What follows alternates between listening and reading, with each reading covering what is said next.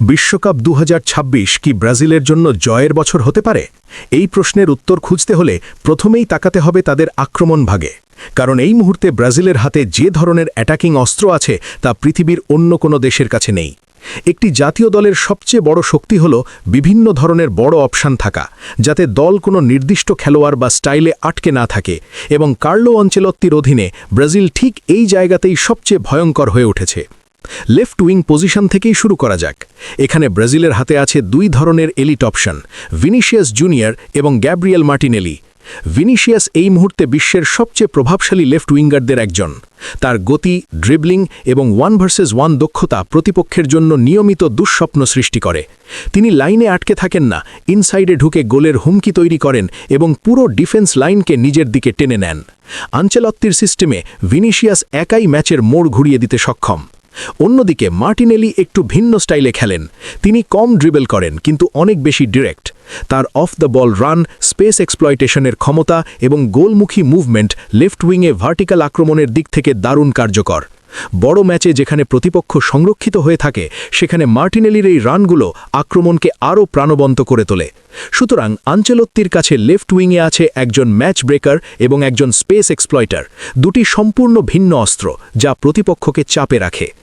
Right wing পজিশনে পরিস্থিতি আরও বৈচিত্র্যময়। রদ্রিগো এখানে খেললে আক্রমণ হয় সবচেয়ে ব্যালেন্সড এবং ইন্টেলিজেন্ট। তিনি লাইনে আটকে থাকেন না, ইনসাইডে এসে মিডফিল্ডের সঙ্গে কানেক্ট করেন এবং বড় ম্যাচে সঠিক সময়ে নিজেকে হাজির করতে জানেন। আনচেলত্তি এমন খেলোয়াড়কে খুব গুরুত্ব দেন কারণ তিনি সিস্টেম ভাঙেন না। অন্যদিকে রাফিনহা রাইট উইংয়ে খেললে আক্রমণ হয় বেশি ডিসিপ্লিনড। প্রেসিং, ট্র্যাক ব্যাক, ফুল ব্যাককে সাহায্য, এই সব কৌশল নিশ্চিত করে যে ট্যাকটিক্যাল স্ট্রাকচার ঠিক থাকে। এখানে আরও আছেন সাভিনো এবং এস্তেভাও, যারা সরাসরি ডিফেন্সে ঝাঁপিয়ে পড়ে, ঝুঁকি নেয় এবং ম্যাচের টেম্পো বাড়ায়। লো ব্লকে বসে থাকা প্রতিপক্ষের বিপক্ষে এই ধরনের রাইট উইঙ্গার প্রায়ই পার্থক্য গড়ে দেয়। এছাড়াও অ্যান্টনি আছে, যিনি আত্মবিশ্বাসী ড্রিবলার এবং শট নেওয়ায় পারদর্শী, যদিও মাঝে মাঝে ধারাবাহিকতা কম থাকে। ডেভিড নেরেস অভিজ্ঞতার সঙ্গে ম্যাচের টেকনিক্যাল এবং বল কন্ট্রোলের যোগান দেন। ইগর পাইসাও আন্ডাররেটেড হলেও দ্রুত আক্রমণ শেষ করার ক্ষমতায় গুরুত্বপূর্ণ। স্যামুয়েল লিনো সিস্টেম ভিত্তিক অপশন হিসেবে আক্রমণ এবং ডিফেন্সের ভারসাম্য রাখে। অ্যান্ডারসন তালিস্কা ডান দিক থেকে ইনসাইড ফরওয়ার্ড হিসেবে খেলতে পারে এবং তার দূরপাল্লার শট এবং ফিজিক্যাল প্রেজেন্স ম্যাচ চেঞ্জার হিসেবে কাজ করতে পারে। এখন আসি সেন্টার ফরওয়ার্ড পজিশনে, যা পুরো আক্রমণ ভাগের ভারসাম্য ঠিক করে দেয়। এনরিক থাকলে আক্রমণ হয় বেশি অ্যাগ্রেসিভ এবং ডিরেক্ট। সে অল্প জায়গায় সুযোগ তৈরি করতে সক্ষম এবং ডিফেন্ডারদের চাপ দেয়।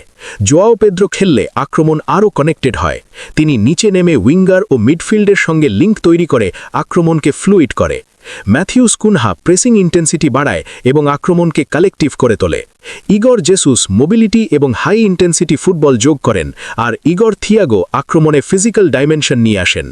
বক্সে একজন রেফারেন্স পয়েন্ট হিসেবে ডিফেন্ডারদের ব্যস্ত রাখে এবং দ্বিতীয় বলের সুযোগ তৈরি করেন।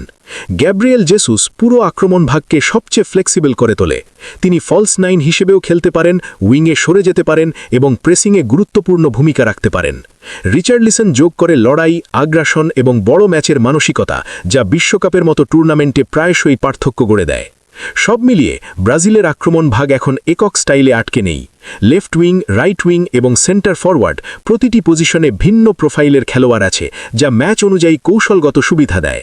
কোন ম্যাচে কোন ধরনের আক্রমণ দরকার সেই সিদ্ধান্ত নেবেন কার্লো আনচেলত্তি নিজেই, এবং এই গভীর এবং বহুমুখী আক্রমণ শক্তি ব্রাজিলকে ২০২৬ বিশ্বকাপের সবচেয়ে বড় দাবিদার হিসেবে দাঁড় করিয়েছে।